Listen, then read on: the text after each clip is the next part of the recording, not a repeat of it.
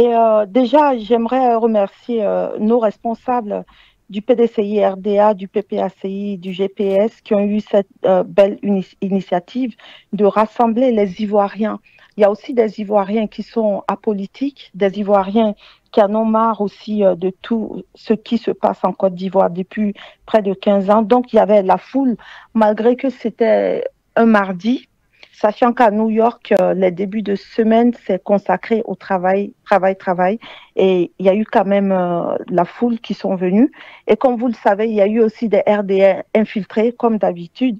Mais ça a été une belle occasion de nous retrouver déjà en tant qu'Ivoiriens et soutenus par des frères africains, panafricains, des frères africains afro-américains également, et toute personne qui se sentait sensible à la cause de la Côte d'Ivoire, parce que depuis un moment, ça fait de plus en plus écho. Même des gens qui ne sont pas de notre continent se posent la question, qui est cet homme? Qui est cet homme? Et qui est cette femme qui se dit la première dame, qui dit des choses aussi graves? Du genre, si des milliers d'Ivoiriens doivent mourir, il en sera ainsi. Donc, la curiosité a été attisée semaine après semaine et le ras-le-bol est général. Et je vois que voilà, les Ivoiriens commencent à se réunir autour de l'essentiel, c'est-à-dire la libération de notre pays. Et c'est vrai que par moments, on a des petits différends, mais ce qui nous unit est beaucoup plus important que les petits détails qui nous différencient quelquefois. Oui. Et donc, cette initiative, comme je l'ai dit, a été faite par voilà, nos représentants ici, PPACI, PDCI et GPS, avec voilà, des membres aussi de la société civile. D'accord. Et l'objectif, vous pensez qu'elle a été atteint? Est-ce que vous avez pu sensibiliser les décideurs, que ce soit au niveau de l'ONU, même on voit là un Américain noir qui parle dans la société américaine sur ce qui se passe actuellement en Côte d'Ivoire. Et vous avez parlé de présence de militants RDR. Que faisait-il à une manifestation de l'opposition ivoirienne qui dénonce donc les actions néfastes du RDR en Côte d'Ivoire? Que faisaient d'abord ces gens du RDR à votre manifestation? Ce n'est pas la première fois. À Washington aussi, ils étaient venus vous espionner. Voilà. Parlez-nous un peu de cela, de Ça. celle de New York. Et puis, est-ce que les objectifs que vous vous êtes fixés, les organisateurs, bien sûr, est-ce que ces objectifs ont été atteints? Est-ce qu'il y a d'autres manifestations qui sont prévues? Parce qu'Alassane Draman Ouattara, en tout cas, n'a aucune intention d'abandonner le pouvoir, en tout cas en cette année 2025. Il le dit, il veut confisquer, il veut rester 50 ans. En tout cas, ces sbires le disent tous les jours. Donc, commençons déjà par ces sbires qui sont allés vous espionner. Et qu'en est-il? Est-ce qu'il y a des menaces? Est-ce que vous subissez des menaces là-bas aux États-Unis, comme c'est le cas en Côte d'Ivoire? Est-ce qu'il y a des menaces lorsque vous faites des manifestations, par exemple? Ok, merci beaucoup, Monsieur Isaac Kofi, pour ces trois questions. Donc, en ce qui concerne les sbires du régime dictatorial d'Abidjan, représentés ici par les gens de Enza Camara, mari, époux de Kandia Camara, en fait, ils ont changé un peu de comportement. Et nous, maintenant, on les compte hein, comme les manifestants. S'il y a une manifestation, que vous êtes ivoirien, vous êtes sur les lieux, peu importe vos intentions, on vous compte aussi comme des manifestants. Que vous soyez manipulés ou pas, on les a comptés aussi. Donc, avant, c'était les injures, c'était les menaces. Vous vous rappelez, en 2021, ils essayaient même de nous frapper avec le drapeau de notre propre pays. Ils essayaient de détruire les pancartes que nous avons. La différence aujourd'hui, c'est qu'ils viennent avec la ruse, du genre, oh, nous sommes les Camerounais, on était de passage, tout ça. Au début, ils se mettent un peu de loin pour nous prendre en photo et quand on s'approche pour leur demander, voilà, c'est par le mensonge, c'est par la ruse. Et quand on voit l'évolution des choses, c'était au début par la violence verbale, par les menaces. Et si aujourd'hui, ils passent par la ruse, il y a eu deux groupes. Un groupe de deux hommes qui filmaient de loin, après ils se sont rapprochés. Ils trouvent toujours des excuses. Oui, nous sommes des Camerounais, tout ça. Bon, on est tous sauf RDR, quoi. Déjà, c'est une bonne chose. Ça veut dire qu'on n'est pas fiers d'être RDR. Et puis après, c'est un groupe de deux dames qui sont venues. Il y a une qui dit qu'effectivement, elle est ivoirienne, mais elle est touriste. Elle prenait la photo des gens une à une. Et puis, il y a une autre qui était avec elle qui dit, moi, je suis antillaise, tout ça. Mais justement, c'est des personnes comme ça que le RDR envoie. Sauf que pour nous, c'est une victoire. Vous veniez à visage découvert, nous menacer de mort, essayez de nous frapper. Si aujourd'hui, vous vous faites passer par quelqu'un d'autre, ça veut dire qu'ils sont en position de faiblesse. C'est ce que nous, on retient. Et ça, c'est la réponse à la première question que vous avez posée. La deuxième question, c'était l'objectif de cette mobilisation. L'objectif de cette mobilisation, c'était déjà de réunir les dignes fils et filles de la Côte d'Ivoire ensemble, qu'on soit ensemble, indépendamment des idéologies, indépendamment des partis politiques. Et ça a été une réussite depuis les préparatifs jusqu'à la dernière minute. Ça a été une réussite. Et maintenant, la troisième question, de savoir est-ce qu'on va continuer à nous mobiliser. Mais M. Isaac Kofi, notre souhait, c'est que ce cauchemar s'arrête pour qu'on puisse passer ce temps-là à faire autre chose, à reconstruire notre pays. Notre objectif n'est pas de sortir, nous plaindre, voilà, de nous battre encore contre ce monstre. Il faut que le monstre tombe, il faut que le monstre soit trucidé, il faut qu'on en finisse, c'est ça notre souhait. Et plus tôt on va en finir, mieux ce sera. C'est pour ça que nous sommes à 5 mois, moins de 5 mois même des élections. Si élection il y a, entre aujourd'hui et ce jour-là, il va se passer beaucoup de choses. Et notre souhait en tant qu'Ivoirien, en tant qu'Africain, c'est que ce cauchemar s'arrête. Il y a beaucoup de choses. Ça, on vit encore les conséquences du troisième, ou dirais-je, du quatrième coup d'État de ce régime-là. Il y a les tueries qui continuent, il y a les violations des droits de l'homme qui continuent, il y a le fait qu'ils piétinent nos droits civils, le délestage, l'insécurité, tout ça. On voudrait que ça s'arrête. Et si nous sommes encore obligés de sortir pour interpeller d'une façon symbolique l'ONU qui était là pour cautionner le coup d'État de 2011, le 11 avril 2011, c'était ni plus ni moins qu'un coup d'État. L'ONU était là. Donc, le but de notre présence, c'était de dire, vous y étiez, vous avez soutenu ces criminels-là et vous en avez fait nos dirigeants aujourd'hui. Après 15 années, voici le bilan. Voici ce qui se passe et ça ne va pas s'arrêter.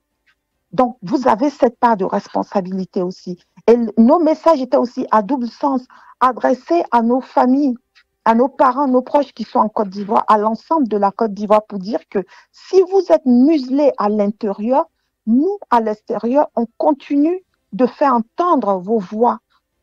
Et le troisième message, c'était de dire, effectivement, il est possible que les Ivoiriens se réunissent autour d'un idéal qui est la libération de notre pays, indépendamment de nos partis politiques, parce que c'est la Côte d'Ivoire d'abord, c'est notre libération d'abord, c'est le fait qu'on ne piétine plus notre dignité qui nous importe le plus, et les partis politiques viennent après.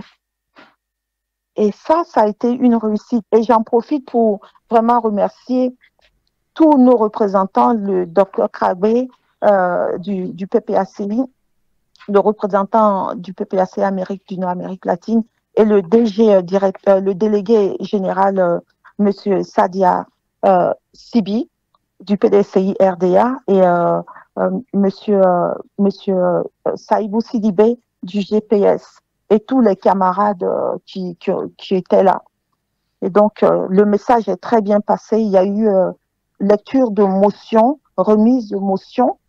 Et bien sûr, en dehors des traîtres qui étaient venus, que voilà, on a vu, ils sont venus avec des excuses, il y a toujours des personnes qui sont à l'intérieur, qui disent Tiam le jour, qui disent Gbagbo le jour, et la nuit, on les voit rentrer chez les RDR. Et je profite de votre chaîne pour leur dire, on vous voit les gars, on voit ce que vous faites, même si on n'en parle pas, vous êtes Vos noms sont déjà inscrits dans la liste, la longue liste des traîtres.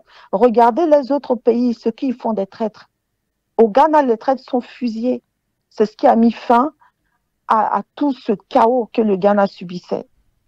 Et en Côte d'Ivoire, je souhaite que il y ait une loi stricte contre les traîtres. Parce que tant qu'il y aura la traîtrise, on aura beaucoup, beaucoup de mal à nous en sortir. Et ça ne sert à rien j'ai pas envie de dire de gros mots, mais d'avoir le cul entre deux chaises. Ça, c'est tellement honteux. Je ne sais pas comment il faut, mais on vous voit, les gars. Il faut maintenant que ça cesse. Nous sommes à 4 mois des élections, si élections il y a. Ça va durer combien de fois ce jeu? Il faut se poser la question. Vous, en tant qu'Ivoirien, quelle est votre dignité et pour combien vous jouez à ce jeu-là? Et pour répondre à votre dernière question, M. Zakofi, est-ce qu'il y a un danger? Forcément, il y a toujours un danger. Mais comme j'ai l'habitude de dire avec Gina Arset, la présidente des déplacés de guerre de Boaké, que je salue ici, elle est venue, elle a traversé deux étapes pour venir ici, je la salue. Et comme on a l'habitude de dire, tu te bats, tu meurs. Tu ne te bats pas, tu meurs.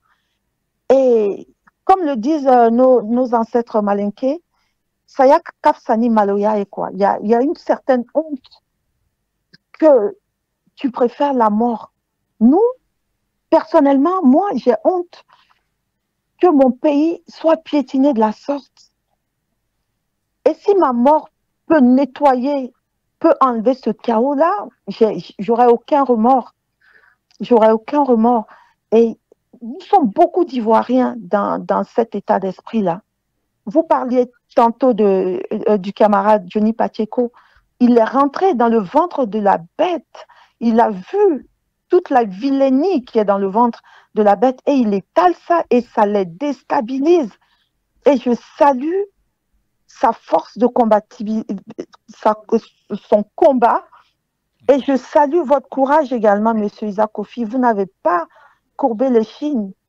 Depuis tout ce temps, vous êtes injurié. Les injures même, c'est rien. Quand on vous menace de mort, quand des gens vous traquent, nous encore, ça va. Et donc, je salue tous les camarades qui sont restés fidèles à eux-mêmes, qui sont restés fidèles à la Côte d'Ivoire. Et j'aimerais que, à la fin de cette longue guerre qui a débuté en 2002, nous sommes encore en guerre en 2025. Si les gens ne s'en rendent pas compte, il est temps qu'on regarde la réalité telle qu'elle est. Et quand on va se sortir de là, il y a notre sœur, la brave combattante qui m'a précédée, qui parlait aussi des députés, tout ça. Il faut qu'il y ait des lois très, très strictes pour mettre fin à la traîtrise, pour mettre fin au fait que pour un rien, on prenne les armes contre notre propre pays. On peut en vouloir à Ouattara, on peut en vouloir à Nouvian Foloro, mais ce n'est pas des gens de chez nous. Il faut que l'Ivoirien voie la valeur de la terre qui nous a été offerte. C'est le golfe de Guinée, là où se trouve notre pays, c'est l'un des endroits les plus richissimes au monde. Et nous n'avons pas choisi, on a juste eu la chance de naître à cet endroit-là. Et quel paradoxe quand on voit un endroit le plus richissime au monde où vivent des gens d'une façon misérable. Ce contraste-là, nous en sommes aussi responsables. Si Ouattara et Nouvian étaient venus et que les Ivoiriens avaient vraiment protégé la Côte d'Ivoire, je ne pense pas qu'on en serait là. Et il n'est jamais tard pour se remettre en cause et pour se dire le mal est déjà fait. À partir de là, qu'est-ce qu'on peut faire pour nous rattraper, pour nous racheter et pour que demain soit meilleur pour nos enfants? Voilà la question qu'on doit se poser. Et ce combat-là, ça n'a pas de prix. Au final, c'est la victoire du peuple ivoirien que nous attendons. Et nos représentants ici des 3 partis politiques qui ont organisé cette mobilisation ont vraiment fait un travail exceptionnel et je tenais encore à les remercier une fois de plus. Oui, oui. En tout cas, Martha Touré, pour ceux qui ne la connaissent pas, c'est elle qui apparaît sur votre écran. Et ce qu'elle dit a beaucoup de sens et transcende même, dirais-je, les frontières transcende les partis politiques. Et rassurez-vous, nous sommes avec vous. Nous irons jusqu'à la fin de cette lutte. Retenez que le 31, dans quelques jours, dans une semaine exactement, il y a une grande manifestation qui aura lieu à Paris. Voilà, et nous espérons que de votre côté aussi, il va y avoir, je peux dire, des manifestations encore prévues pour mobiliser, pour continuer de mobiliser. Si, si. Car les Si, Les Ivoiriens souffrent. Voilà, les Ivoiriens Monsieur souffrent. Isaac aussi. Et oui, oui, oui. Le 15 juin, il y a une grande mobilisation à Harlem. D'accord. Ces temps-ci, il y a nos frères africains-américains qui prennent vraiment à cœur le problème de la Côte d'Ivoire. Au départ, heureusement qu'on est là aussi sur le terrain parce qu'au départ, c'était le nom de la Côte d'Ivoire qui était acheté comme le souhaitait Alassane Ouattara et sa femme.